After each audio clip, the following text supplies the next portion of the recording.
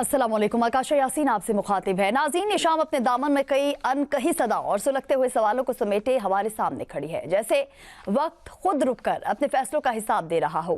एक तरफ कराची की फजा में वो साजिश दम तोड़ गई जो शहर की सांसों को छीन लेने आई थी, मगर रियासत के बरवक्त वार ने अंधेरे के इस लश्कर को उसी की गूंज में दफन कर दिया। यह सिर्फ एक मुकाबला नहीं था, बल्कि एक ऐसा मोड़ था जहां खतरा खुद अपने अंजाम से जा टकराया। सरहदों के उस पार आसमान ने भी खामोश रहने से इनकार किया और गरजते हुए जहाजों ने रात की चादर को चीरते हुए ऐसे निशानात छोड़े जो सिर्फ धुआं नहीं बल्कि पैगाम थे।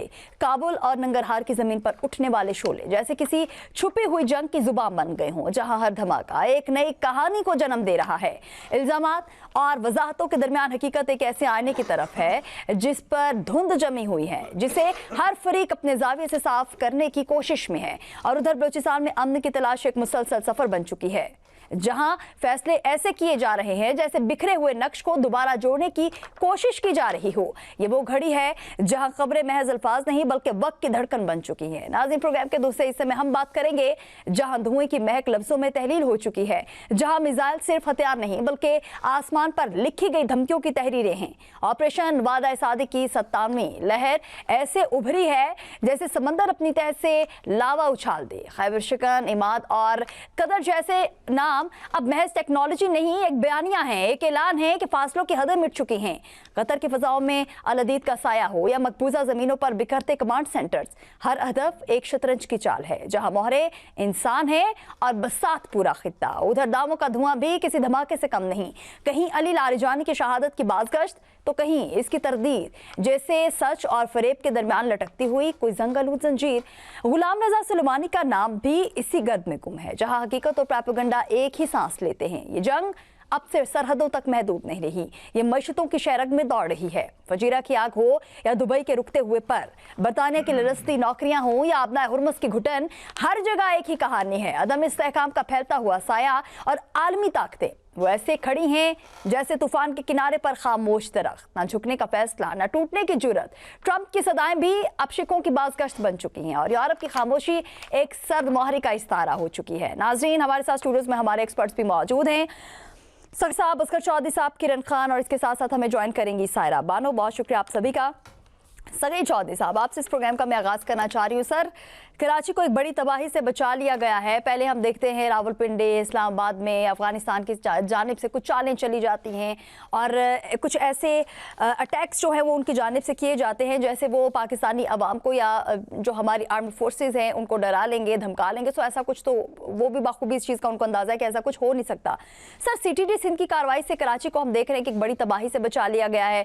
क्या आप समझते हैं कि ये अफगान तालिबान की हिमायत याफ्ता BLA जैसी दहशतगर्द तंजीमों की पाकिस्तान मुखालिफ साजिशों का एक नतीजा जो है वो एक मरतबा फिर हमारे सामने आया? बिस्मिल्लाहिर्रहमानिर्रहीम, शुक्रिया आकाशा।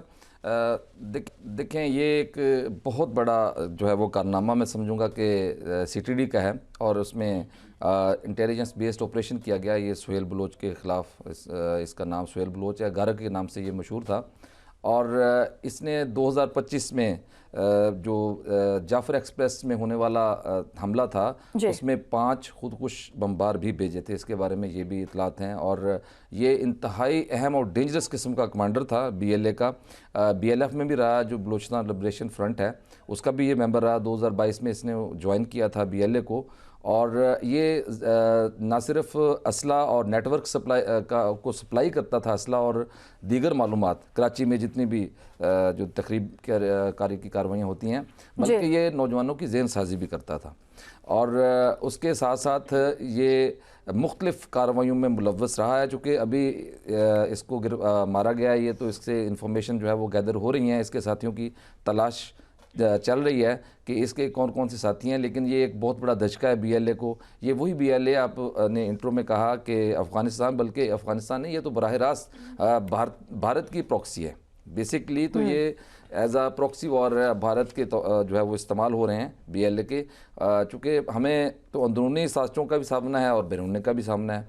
भारत एक तरफ जो है वो हमारी मशरक़ी सरहद पे बैठकर साजिश करता है, तो दूसरी जानब मगरबी सरहद पे बैठकर इस तरह के हथकंडे इस्तेमाल करता है और बलूचिस्तान में जो है वो भारत जो है वो पूरी इन्वेस्टमेंट कर रहा है और फंडिंग कर रहा है। ये ज़बान ज़द-ए-आम में आपको पता है सारा। तो बेसिकली ये जो सुहेल बलोच का मारा जाना जो है एक बहुत बड़ी कामयाबी है, कराची के लिए बहुत बड़ी तबाही ये करने वाला था शख्स। और अब मैं एक सवाल करता हूँ कि वो कहाँ गई सो कॉल तंजीमें, वो कहाँ गए जो लोग इधर आके बैठ के और इस्लामाबाद में बैठकर जो है वो इनके हक़ में जो है वो एक कैंप लगाते थे और एहतजाज करते थे। तो अब उनको ये सोचना चाहिए कि उनके ये जो पीछे पसे पर्दा ये जो कमांडर हैं उनके कारनामे हैं, क्या उनके ख़िलाफ़ भी ये अब कैंप लगाएंगे इस्लामाबाद में आके इनकी कार्रवाइयों के? अब तो इनकी कार्रवाइयाँ बाकायदा तौर पर सामने आ चुकी हैं, रिपोर्टेड हैं और इसकी प्रेस रिलीज़ भी जारी हो चुकी है सीटीडी की जानिब से। तो अब मैं सवाल करता हूँ उन सो कॉल तंजीमों से या जो पाकिस्तान को गैर मुस्तहकम करने में कोई भी कसर नहीं छोड़ती। और आपने देखा कि पहले भी 1 महीना जब इस्लाम सड़कों को ब्लॉक किए रखा और पता नहीं कहा कि बहुत जुल्म हो रहा है, तो अब इसके बाद इसके कमांडर के मारे जाने के बाद जो है उनको अब अपनी स्टेटमेंट देनी चाहिए ना। इसका मतलब ये है कि भारत जो है वो सब कुछ फंडिंग जो कर रहा है और भारत ही ये इस किस्म की हरकतें करके और हमारे चंद लोगों को अपने हाथों में लेके तो इस्तेमाल करता है और जिसको हम बहुत बड़ा चढ़ा के पेश करते हैं कि शायद इंसानी हकूक़ की बड़ी वायलेशन होगी, नाराज़ बलोच है। नाराज़ बलोच ये नहीं है, ये दहशतगर्द तंजीम है BLA और ये इंटरनेशनल सतह पर इसको तस्लीम शुदा ये दहशतगर्द तंजीम है BLA और मजीद ब्रिगेड, ठीक है। और इसके ये कारिंदे हैं, ये फैले हुए हैं। कराची इनको आसान टारगेट लगता है क्योंकि ये पंजाब की तरफ ज़रा मूव नहीं कर सकते, यहाँ पे पकड़े जाते हैं, मारे जाते हैं रास्ते में, तो इसलिए कराची इनको बहुत नज़दीक पड़ता है और कराची में इनका नेटवर्क शुरू से चल रहा है। तो इस नेटवर्क को बस्ट करने के लिए, इस नेटवर्क को तोड़ने के लिए हमारी सिक्योरिटी फोर्सेस जो है वो हम वक्त तैयार रहती हैं। लेकिन इसमें फिर वही बात मैं कहूँगा कि देखें, भारत की जो चालें हैं उसे हमें समझना होगा, हमारे जो कौम है, हमारे जो नेशन है उसको समझना होगा। और ये जो सो कॉल तंजीमें इनके लिए एहतजाज करना शुरू कर देती हैं और इंसानियत के नाम पे हमें जो है वो ब्लैकमेल करती हैं और इमोशनल ब्लैकमेल करती हैं, उनकी इस चाल को भी समझना होगा। यह भी भारतीय चाल है। तो अब ये जो सुहेल बलोच मारा गया है, इससे मैं समझता हूँ कि कराची में एक बहुत बड़ा ख़तरा था, वो टल गया है। चूँकि अगर ये मौजूद रहता तो इसका नेटवर्क इतना वसी था, चूँकि इसके जो राब्ते थे वो रहमान गुल है, कमांडर मुल्ला अमीन है और डॉक्टर मखू, ये बड़े जो दहशतगर्द गिरोह के जो कारकुन हैं उनके साथ भी ये राब्तों में था।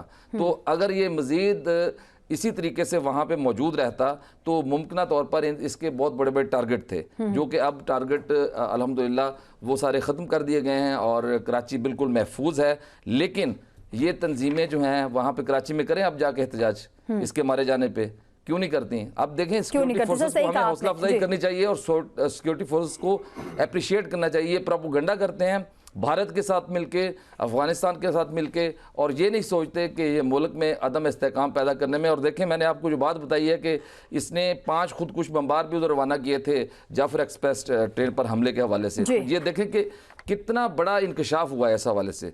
तो अब इस पे सोचना चाहिए। और अभी भी CTD ज़राए ये कहते हैं कि कराची में इसके कुछ कारिंदे, कारकुन और दीगर जो लोग हैं वो मौजूद हैं और उनकी तलाश के लिए मुख्तलिफ मकामात पर छापे मारे जा रहे हैं और वो भी बहुत जल्द गिरफ्तार हो जाएंगे। चूँकि उनका कमांडर मारा गया तो इसका मतलब है कि वो भी ट्रेस हो चुके हैं। तो इसलिए अब सिक्योरिटी फोर्सेस का हमें हाथ मजबूत करना चाहिए, हमें पाक फ़ौज का हाथ मजबूत करना चाहिए, उसको अप्रिशिएट करना चाहिए, उसके साथ हमें अपनी मॉरल सपोर्ट देनी चाहिए, ना कि ये जो चंद तंजीमें हैं जिस तरीके से आपने देखा कि इन्होंने 1 महीने तक काकशा पूरा इस्लामाबाद का एक एरिया जो है उसको यरगमाल बनाए रखा था और इतना शोर शराबा यहाँ पे हुआ और पूरी दुनिया में रावलपिंडी ये चीजें हमारे सामने आई हैं। उसके बाद हम देख रहे हैं कि सिंध के हालात जो है वो उनकी जानिब से सर खराब किए जा रहे हैं। बहुत शुक्रिया असगर चौधरी साहब। हम देख रहे हैं कि पहले हम कुछ बलोचिस्तान के हवाले से बात करेंगे, उसके बाद हम अफगानिस्तान पे भी जाएंगे।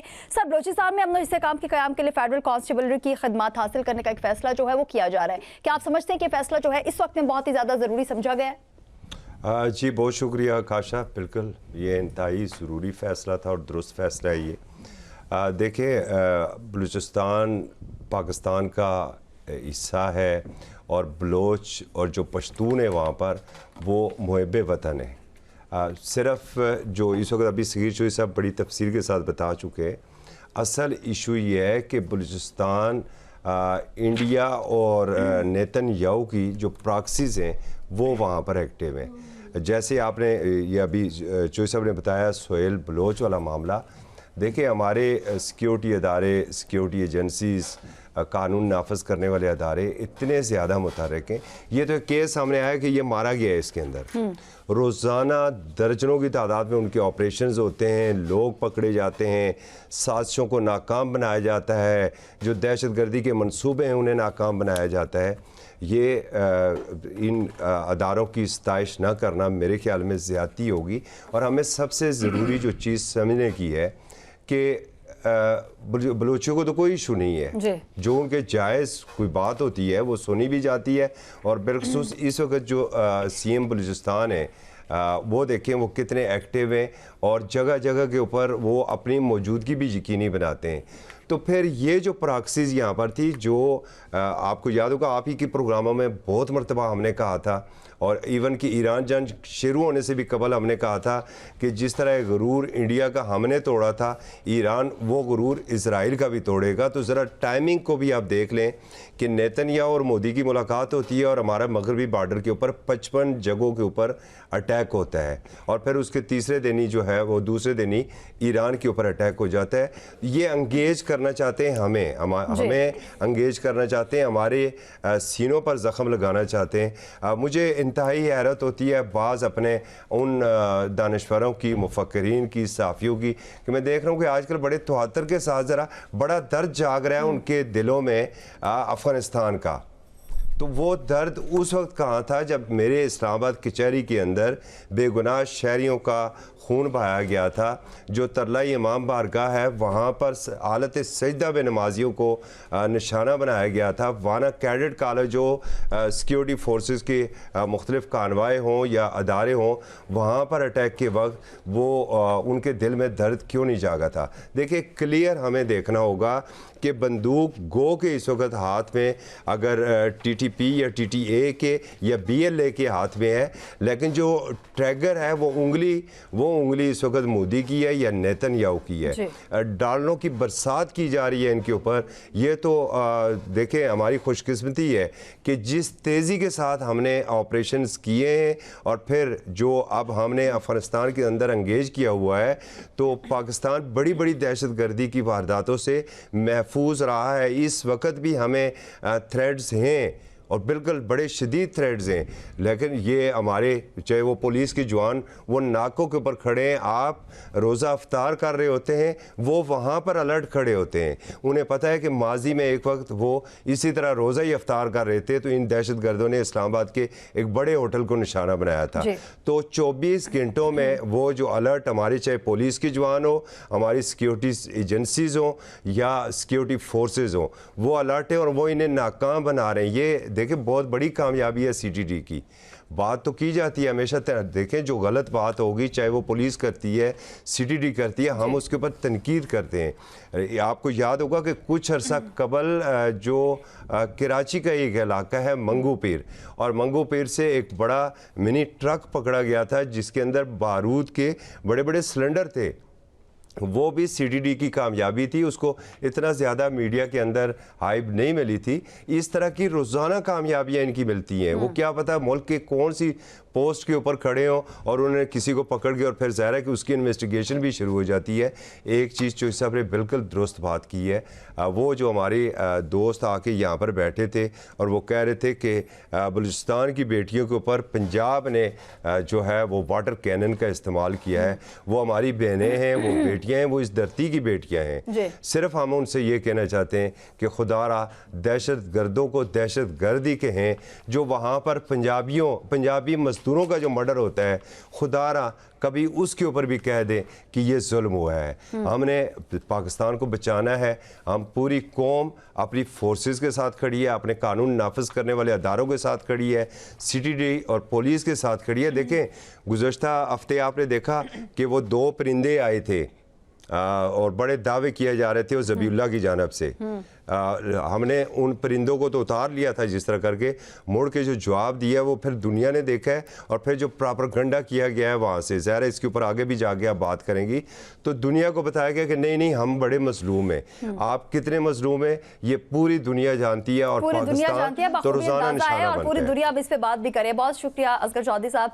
सायरा जी, हम देख रहे हैं कि तालिबान का एक दावा जो है वो हमारे सामने आ रहा है कि काबुल में ड्रग अस्पताल पर एक हमला किया गया है पाकिस्तान की जानिब से, जिसमें 400 हलाकतें जो हैं वो हुई हैं और पाकिस्तान की जानिब से इस बयान की तरदीद भी की गई है कि ऐसा कुछ भी हमारी जानिब से नहीं हुआ, क्योंकि हम अगर किसी पे हमला कर रहे हैं, कोई अटैक कर भी रहे हैं, तो वो अफगान जो वहाँ पर जो दहशतगर्द मौजूद हैं, उनके जो वहाँ पर अड्डे हैं, उनको निशाना बनाया जा रहा है, ना कि वहाँ की आवाम के या इस तरह के किसी भी हॉस्पिटल, किसी भी स्कूल के साथ इस तरह का सलूक जो है वो हमारी जानिब से नहीं किया जा सकता। क्या समझते हैं कि अफगान हुकूमत जो है इस वक्त सिर्फ पाकिस्तान को बदनाम करने के लिए इस तरह के बयानात जो है वो दे रही है ताकि अपने बयानी को एक मजबूत कर सके? What's your take? अस्सलाम वालेकुम आकाशा। आज 27वां रोजा है, कल 27वीं शब गुजारी है। अब इतना अच्छी रात गुजारने के बाद मैं क्या कहूँ, मतलब इसके ऊपर मैं क्या कहूँ। उन्होंने कहा कि पाकिस्तान का मौक़िफ़ आ गया है कि ऐसा कुछ भी नहीं हुआ, तो फिर उन्होंने कहा कि हुआ है, तो अब मैं पता नहीं कौन सच्चा कौन झूठा, क्या हुआ है क्या नहीं हुआ जंग में, और कहाँ बमबारी हुई है कहाँ नहीं हुई। उससे पहले 2 सेगमेंट हुए थे। आई एम सॉरी, मुझे इसका इतना जवाब हाँ या ना में ही हो सकता है मेरे पास कि पाकिस्तान का जो मौक़िफ़ है कि नहीं, उन्होंने किसी हॉस्पिटल के ऊपर बमबारी नहीं की और उनका मौक़िफ़ ये है, तो जाहिर है फिर ऐसा देखा जाएगा तो जाहिर अपने पाकिस्तान के मौक़िफ़ के साथ ही होंगे कि नहीं की तो नहीं की। हम लोग तो वो है वो जो क्या ऑपरेशन सिंदूर में भी फूंक फूंक के निशाने लगा रहे थे कि कहीं आबादी के ऊपर या इंसानों के ऊपर वो बॉम्ब ना गिर जाए, तो इसके ऊपर क्या बहस करूं। उससे पहले ये मेरे दोनों साथी कराची की बात कर रहे थे कि कराची को बड़ी से बचा लिया, तो कराची में से 3 जमातें निकाल दी गई हैं क्या, पीपल्स पार्टी, MKM और जमात इस्लामी। फिर बहुत लंबी बातें हो जाएंगी। आपके सवाल का ये जवाब भी नहीं है, मगर वो 2 जो बात कर रहे थे तो मेरा उस वक्त दिल कर रहा था कि मैं बीच में रोक रोक के उनको जवाब दूं। ये बलोचिस्तान से, बलोचिस्तान किनके अंडर है? बलोचिस्तान में पिछले कई दहाइयों से किसकी हुकूमत है, मुझे सिर्फ ये बता दीजिए। आकाशा, मैं यहाँ से गवादर गई थी, मैं 50 जगह हमारी गाड़ी रुकवाई थी और मैंने निकल के, हमने अपने बच्चों समेत अपने ID कार्ड दिखाए थे।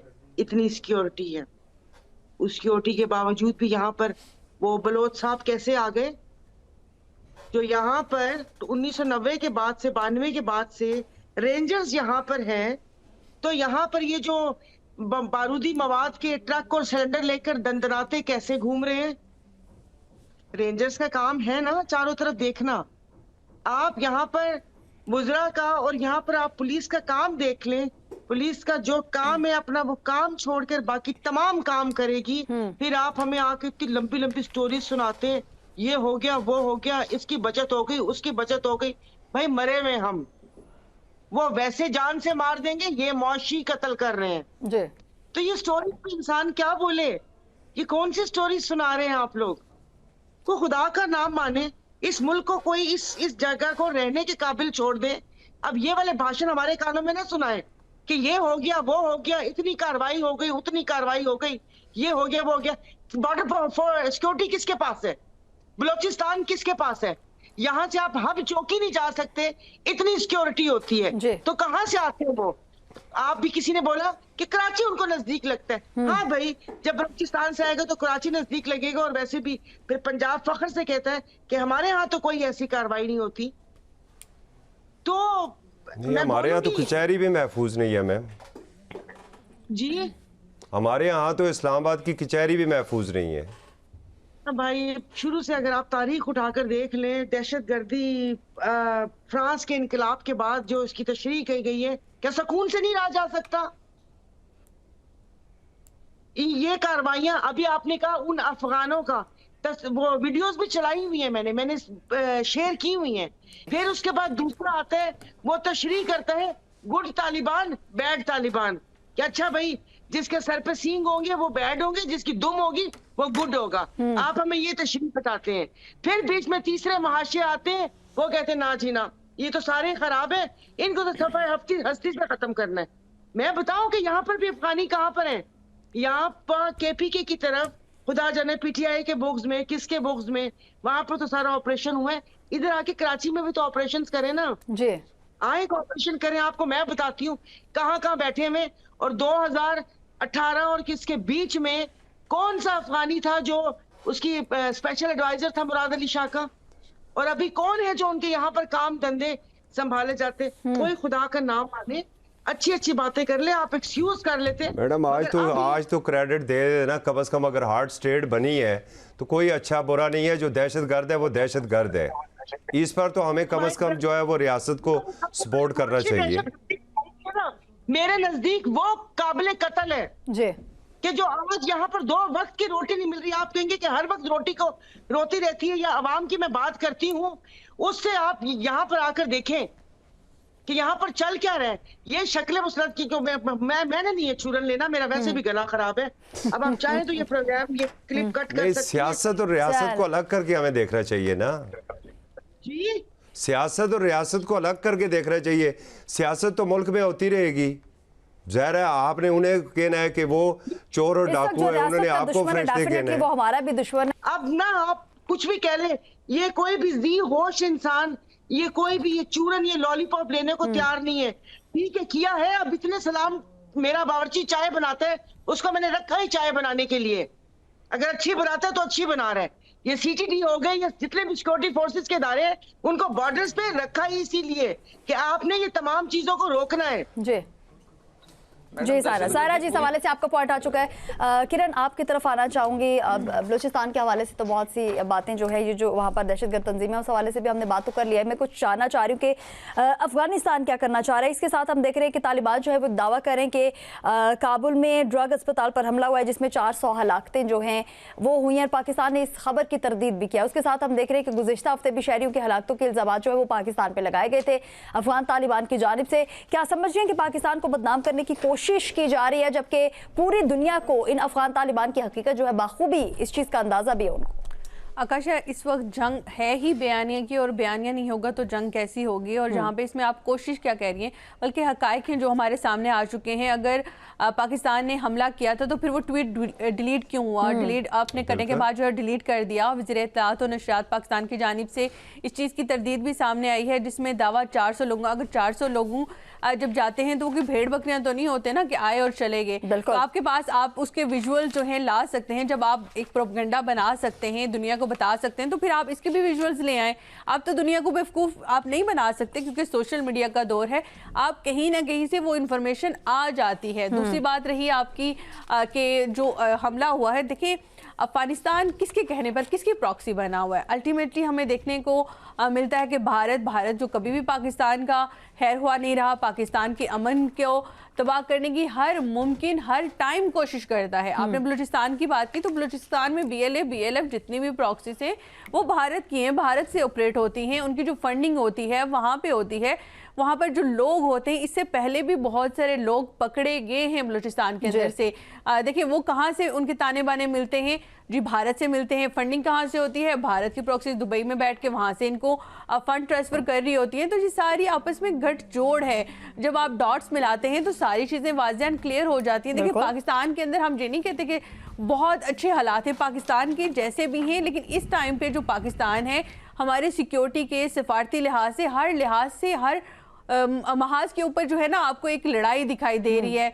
चाहे वो फिर पाकिस्तान अफगानिस्तान के साथ लड़ता हुआ दिखाई दे रहा हो, फिर बलूचिस्तान के अंदर जो हो रहा है, खैबर पख्तूनख्वा के अंदर हो रहा है, फिर ईरान इसराइल की जो जंग है, फिर जो मिडिल ईस्ट की सूरत हाल है, तो सब कहीं ना कहीं आपस में इस वक्त कनेक्टेड हैं। जो आपने पहले बात की थी कि दुनिया ऐसे लग रहा है कि सारी की सारी इस वक्त वार के अंदर है। कोई भी ऐसा मुल्क नहीं है हमें दिखाई दे रहा जो बिल्कुल आप कह सकते हैं कि सुकून की नींद सो रहा, क्योंकि अल्टीमेटली एक चीज़ का जो इफेक्ट है वो तमाम दुनिया के ऊपर आता है।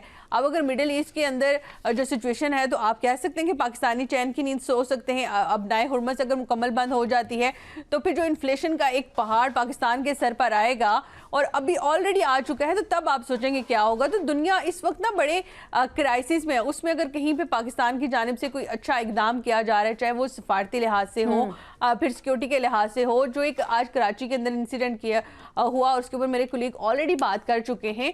देखिए जो चीज़ अप्रिशिएट करने की है हमें करनी पड़ेंगी। देखिए जब कोई एक अच्छा काम करता है, आपने कहा कि कुक जो है अगर चाय बनाने के लिए डेफिनेटली आपने उसकी जॉब जो है टाइटल वो डिस्क्राइब कर दिया है, लेकिन जब वो अच्छी बनाता है तो आपके मुंह से दो चार अल्फाज कभी निकल भी जाते हैं कि जी आज तुमने बहुत अच्छी चाय बनाई है। जब बुरे बनाते हैं तो भी आप उसको कहते हैं कि भाई आज कैसी चाय बनाई है। तो यही सिचुएशन है कि जब बुरी चीज़ें होती हैं हम उसके ऊपर तो बैठकर फिर पूरे प्रोग्राम्स करते हैं, तनकीद करते हैं, जो कि हमारा हक है, हमें करना भी चाहिए। इस्लाह इसी तरह से होती है जब आपके उसके ऊपर खुल के बात करते हैं। तो अगर आज अच्छा इकदाम हुआ है तो भी हमें उसके ऊपर अप्रिशिएट करना चाहिए। देखिए ये कोई छोटी चीज़ तो नहीं है, खुदा ना ख्वास्ता अगर कराची के अंदर यहीं कोई इंसिडेंट हो जाता तो फिर यही लोग कह रहे होते कि भाई सिक्योरिटी जो है वो क्या कर रही है, वो लोग चूड़ियाँ पहन के बैठे हुए हैं। तो ये सारी चीज़ें जो है ना, देखिए इस वक्त हमारे मुल्क के हालात तो हम हर वक्त ही कहते हैं नाजुक है, लेकिन इस वक्त वाकई में हैं। तो उसमें हमें अपने सिक्योरिटी इदारों के साथ, अपनी हुकूमत के साथ, चाहे लंगड़ी है, लूली है, जैसी भी है, खड़ा होना पड़ेगा। ऐसे में ऐसा नहीं हो सकता कि आप अपनी 1.5 इंच की मस्जिद बना के बैठ जाएं और कहें कि जो हुकूमत कर रही है हमारा उसके साथ कोई साथ नहीं है। तो इस वक्त देखें भारत जो है वो खुलकर उसका चेहरा सामने आ गया। जब से मोदी सरकार जो है नेतन्याहू से मिली है उसके बाद से अफगानिस्तान का महाज खुला हुआ है, ईरान का महाज खुला हुआ है, और बलूचिस्तान में तो अब की बात नहीं है, दहाइयाँ हो चुकी हैं आकाशा के। हम देखते हैं कि वहाँ पर भारत जो है उसकी हर मुमकिन कोशिश होती है कि बलूचिस्तान के थ्रू जो है वो पाकिस्तान का अमन बिगाड़ा जाए। तो वहाँ पर एक एहसास महरूमी का जो रोल है ना, उसको यूटिलाइज करके नौजवान नस्ल की जहन साजी की जाती है और उनको फिर यूज किया जाता है। एक पढ़ा लिखा नौजवान जो है ना, उसकी जहन साजी करके उसको इस कामों में मुलव्वस किया जाता है और फिर उसके नताइज जो होते हैं वो भी हमारे सामने और ये कोई नहीं बताता कि टेंकियों से पैसे किस तरह निकलते हैं जी। ये कोई नहीं बताता कि जो बलूचिस्तान के तरक्याती कामों के लिए पैसे जाते वो फिर वाटर टैंकों से वहां से निकलते हैं। आखिर वो भी तो लोग बलूचिस्तान से ही तल्लुक़ रखते हैं। सही कहा आपने, बिल्कुल लश्कर चौधरी साहब सही कहा। और इसके साथ ही हम देख रहे हैं कि हम लोग एक पेज पर मौजूद है, पाकिस्तानी अवाम कर लो या आर्म फोर्सेस हमारी कर लो, सो जो रियासत का जो दुश्मन है वो हमारा भी दुश्मन है और जो पाकिस्तान का दुश्मन है वो डेफिनेटली हमारा दुश्मन है। सो उस पर तो हम बात करेंगे। अगर हम क्रिटिसाइज करते हैं अपने इदारों को किसी वजह से, सो जब अप्रिशिएट करना हो तो वो भी हमारा हक बनता है। यहाँ पर वक्त एक शॉर्ट ब्रेक का, हमारे साथ रहिए।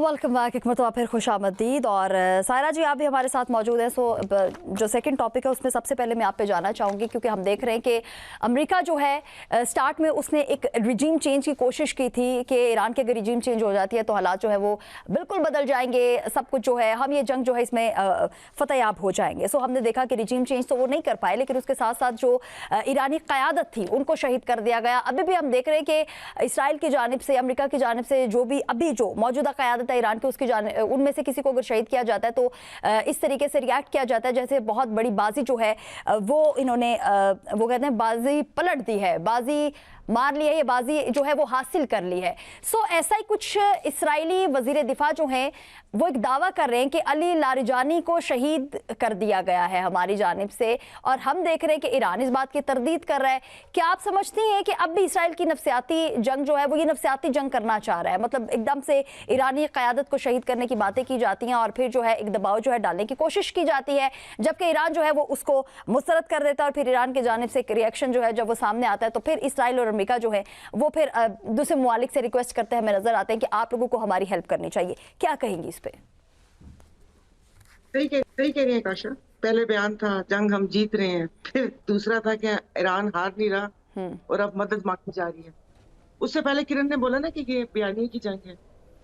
तो जिस वक्त ईरान ने हमला किया और आपको पता है कि एक वो क्या कहते हैं कि शख्स तो नहीं बोलूंगी, अब क्या उसको बोलूं कि एक शैतान के जहन्नुम हासिल होने की जो खबर है जी, तो आप देख कि वो कैसे फैली है कि उनको बार बार आके वीडियो बनाकर दिखाना पड़ रहा है कि मैं जिंदा हूँ और वो कहते हैं कि अपनी उंगलियां भी दिखा रहे हैं वो। लेकिन हर वीडियो में कोई ना कोई ऐसा झोल होता है कि जिसको सोशल मीडिया सारिफीन या पता चल जाता है कि ये AI जनरेटेड मूवी है या वीडियो है या ये ऐसे ही है। तो बाकी आपको वो कहते हैं कि जो जंग है वो जो पहले हमला होना था पूरी दुनिया ने भी देख लिया, फिर जहाँ पर ईरान में शहादत हुई, फिर आपने देखा होगा कि उनके हौसले हैं वो तो बुलंद ही थे, वो तो नहीं टूटे। मैं तो वो वीडियोस देख के कि वो कि किसी का भाई, किसी का बेटा, किसी का शोहर उसको दफनाते वक्त माएँ बोल रही हैं कि जल्दी से इसको दफना दो, ये जाके अपने इमाम से मुलाकात करे, उनका तो हौसला इतना बुलंद है। तो अब वो जंग हारा हुआ है, अब तो यही बात है कि हिसाब की जंग है, एक दूसरे को देख रहे हैं कि देखते हैं कि पलक पहले कौन झपकता है। लेकिन वही बात कि ये जो फिर सारा तेल का मामला आ गया और वो अब नए हरमस की बात आ गई और सारा कुछ हो गया, तो अब मतलब इसराइल और उसको पता चल रहा है कि इसके मईशत पे क्या असरात है और उनके जो दोस्त ममालिक है वो कैसे कैसे आहिस्ता आहिस्ता इन लोगों से दामन छुड़वा रहे हैं जी। अब क्या कहा जाए कि वो कि किसी की ख्वाहिश के ऊपर अपनी बात नहीं कर रही, मतलब अमेरिका की अपने वो कहते हैं ना कि बदमाश बेटे या नाजायज बच्चे की ख्वाहिश के ऊपर वो आग लगा तो बैठे हैं, लेकिन अब उनको समझ नहीं आ रहा कि ये आग बुझाए कैसे, क्योंकि बड़ी हजीमत का उनको वो ये उठाना पड़ रहा है ना कि अफगानिस्तान से भी बड़े वो बेआबरू होकर निकले और उसके बाद जब ईरान में उन्होंने वो किया तो और फिर उसके बाद यहाँ पर भी, और फिर जो उनके हिसाब से बाकी जो ममालिक हैं और अमेरिका सुपर पावर है कुछ ये कहेंगे तो वो मनो अन अमल करेंगे। अब उन ममालिक में से भी आवाज उठना शुरू हो गई है। तो अब देखें, अब ये ना हो कि पागलपंती में या इस चीज को अपनी अना पे लेते हुए कुछ और एडवेंचर ना कर गुजरे। फिलहाल तो मुंह की खानी पड़ रही है और देखें क्या होता है, देखें क्या होता है। जी जी, बहुत शुक्रिया सायरा जी। सकीर चौधरी साहब, हम देख रहे हैं कि सबसे पहले इसराइल की जानिब से एक दावा जो है वो किया जाता है, अली लारिजानी जो है वज़ीर दिफा ईरान के, उनकी शहादत का एक दावा जो है वो भी सामने आता है। उसके बाद इसराइली फ़ौज का बसीज फोर्स के जो सरबराह गुलाम रज़ा सुलेमानी को शहीद करने का एक दावा जो है वो भी हमारे सामने आता है। लेकिन उसके साथ हम ये भी देख रहे हैं कि जब से ये जंग जो है वो शुरू हुई है, 18वां दिन है और उसके साथ साथ 1400 से ज़ायद शहादतें जो हैं और 18,000 ज़ख्मी लोग हैं वो भी हमारे सामने इस वक्त मौजूद हैं। लेकिन ईरान के जो हौसले हैं उनको पस्त नहीं किया जा सकता। ईरान जो है वो स्टिल खड़ा है। ईरान जो है वो यही कह रहा है कि अगर जंग आपने शुरू की तो इसका इख्तिताम जो है हम करेंगे। सो अब आप इस चीज़ को लेकर अगर आप उस वक्त सीरियस नहीं थे और आपने एक हमला जो है ईरान पर कर दिया है, सो अब अगर आपको सीरियस होना पड़ेगा क्योंकि अब हम बहुत ही ज़्यादा सीरियस हो चुके हैं। क्या कहेंगे आकाशा? देखें, जो इजराइल है वो इस तरह के जो प्रोपोगेंडाज है वो शुरू दिन से कर रहे हैं और उसमें अमेरिका मुकम्मल तौर पर उसका साथ दे रहा है। लेकिन यहाँ बड़ी एक दिलचस्प बात है, मैं एक छोटा सा एक जुमला कहूँगा, वो अमेरिका पे बहुत फिट बैठता है, बड़े बेआबरू होकर तेरे कूचे से हम निकले। अब सूरत ये है, मैं डोनाल्ड ट्रंप की रात को तकरीर सुन रहा था, एक एक घंटा वो तकरीर करते हैं जी। और एक एक घंटे में वो इतने बड़े बड़े भाषण देते हैं। और रात की जो उसकी तकरीर है, सिर्फ रात की तकरीर अगर देख ली जाए, अली लारिजानी को तो बाद में देखेंगे ना कि वो अभी जिंदा है, ये तरदीद आ चुकी है उसकी, लेकिन नेतन्याहू की अभी कोई तरदीद तस्दीक नहीं हुई, वो कहाँ है उसका पता नहीं। मैंने इसी प्रोग्राम में कहा था कि उसका हमें बता दें।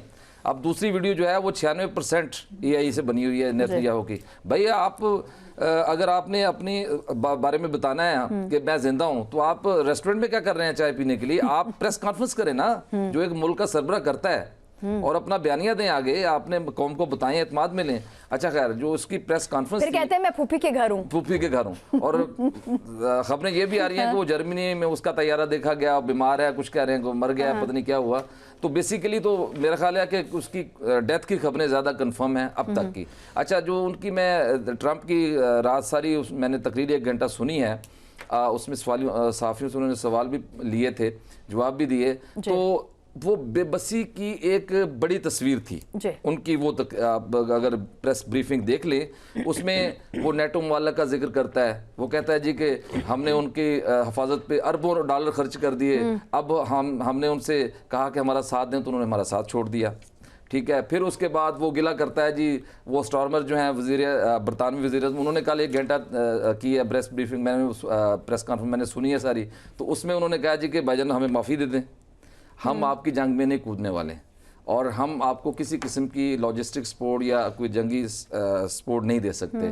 तो उन्होंने कहा, उस अपनी स्पीच में कहा कि मुझे बरतानवी वज़ीर आज़म ने बड़ा मायूस किया है।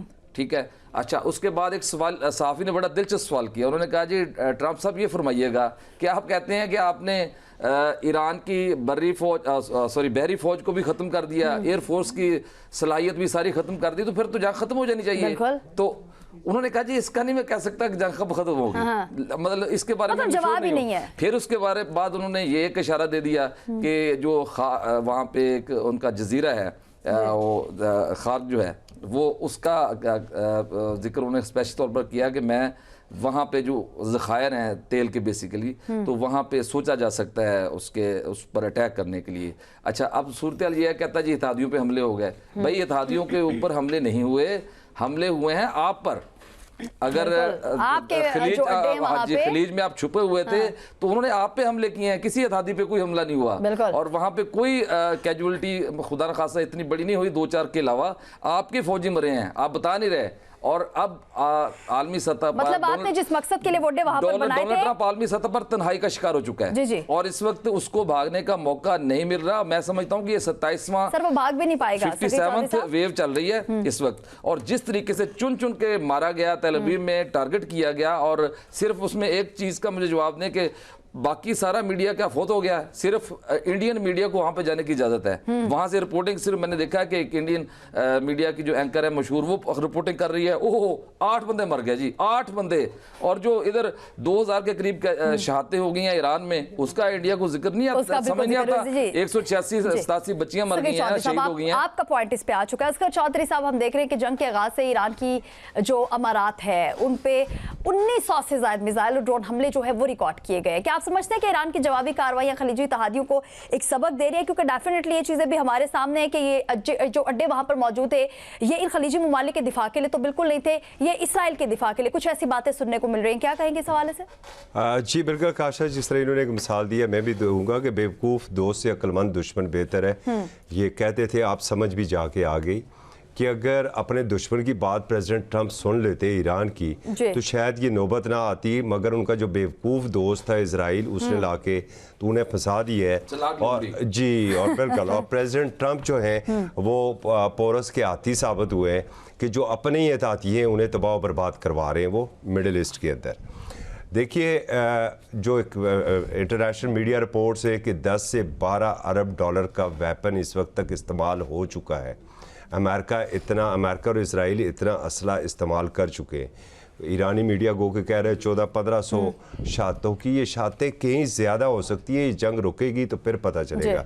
लेकिन एक चीज़ साबित हो गई, जो ये बढ़ के मारते थे ना कि हम हाथी हैं और हम कुचल देंगे, ये पहले तो 24 घंटे और फिर 72 घंटों की बात की गई थी कि 72 घंटों तक हम रजीम भी चेंज हो जाएगी, सब कुछ हो जाएगा और हम जो विक्ट्री ट्रॉफी लेके वापस आएंगे। सर कुछ हम इस पे ना, क्योंकि वक्त बहुत कम है प्रोग्राम में, तो मैं खलीजी ममालिक की तरफ आना चाह रही, क्योंकि ईरान तो अब भी कह रहा है कि जो जिस मुल्क की तरफ से भी हमारी जो खार्क है उस पर हमला किया जाएगा तो हम उसी मुल्क को निशाना बनाएंगे। तो खलीजी ममालिक क्या अमेरिका का इस हवाले से भी कुछ साथ जो है वो दे सकते हैं, क्योंकि ईरान ने एक वाज़ेह ऐलान जो है वो कर दिया? जी बिल्कुल आकाशा, देखिए इसमें मैं फिर बात दूसरी तरफ निकल जाएगी। क्रेडिट आप पाकिस्तान को दें, क्रेडिट रशिया को दें, तुर्किया को क्रेडिट दें कि उन्होंने चाइना को इन्होंने आपस में टकराने नहीं दिया इन्हें। और ख़ुद आज जो है जो उनके वज़ीर ख़ारजा ईरानी, उन्होंने उर्दू में ट्वीट करके हुकूमत और अवाम, पाकिस्तानी अवाम का उन्होंने शुक्रिया अदा किया है। इनकी तो पूरी कोशिश ये थी, और ईरान ये कह चुका है कि ये कोई वैसा ही 9/11 जैसा करेंगे कि अब उन्होंने कॉपी करना शुरू कर दिया वो जो ईरानी ड्रोन है उसकी, और फिर ये कहीं पर शायद ड्रोन की कॉपी करके ये कहीं पर स्ट्रिंग ऑपरेशन करेंगे, और फिर जिस तरह इंडिया ने कोशिश की थी पहलगाम वाला करके एक जवाज़ बनाने की, ताकि मिडिल ईस्ट के ममालिक को उकसाया जा सके कि वो ईरान के ऊपर अटैक करें और ये जंग इन तक आ जाए। इस पर कोई शक नहीं है कि बुरी तरीके से मिडिल ईस्ट के ममालिक मुतासर हुए हैं, मगर जो सफारती रास्ते खुले हुए हैं उसकी वजह से आपस में टकराव नहीं हो रहा है। सारा नुकसान इंडिया, अमेरिका और इसराइल का हो रहा है। और बिलखसूस खैबर शिकन,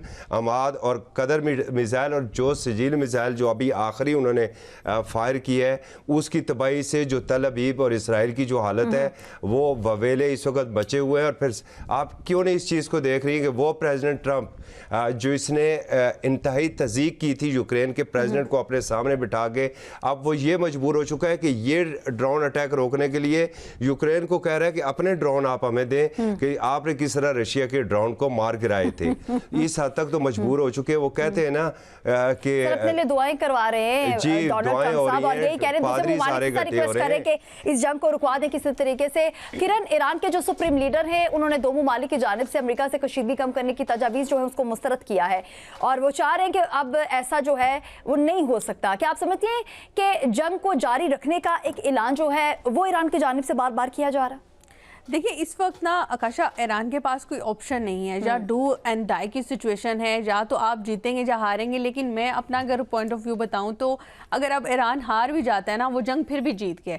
देखिए, आप अपने से 10 गुना बड़े जब एक हाथी के साथ मुकाबला करते हैं, और सोगना कह लें, चले सोगना कह लेते हैं, इसमें कोई नहीं है ना। देखिए, इसराइल, अमेरिका और भारत, तीन आप समझ लें कि दुनिया के बड़े ममालिक इस वक्त एक ईरान के ऊपर हमलावर हैं और एक अकेला ईरान जो है इस वक्त खड़ा है तन्हा, और कोई उसका रिजीम चेंज नहीं कर पाए। आप उनके अवाम के जो हौसले हैं ना वो पस्त कर पाए हैं, ना आप उनका जो एक ताकत है वो तोड़ पाए हैं। तो आप अब जीत का जश्न मना भी लेंगे तो उस जीत के जश्न का कोई फायदा नहीं होगा, क्योंकि पूरी दुनिया देख चुकी है। कह रहे हैं कि आप जश्न मना ही लें, आप मान ही लें आप जीत गए और जंग को खत्म करें। लेकिन वो जंग खत्म, अब ट्रम्प सबको भी समझ आ गया होगा ना कि हर बार जो आप एक दुनिया का चौधरी बनने की कोशिश करते हैं, हर बार उसमें कामयाबी नहीं मिलती।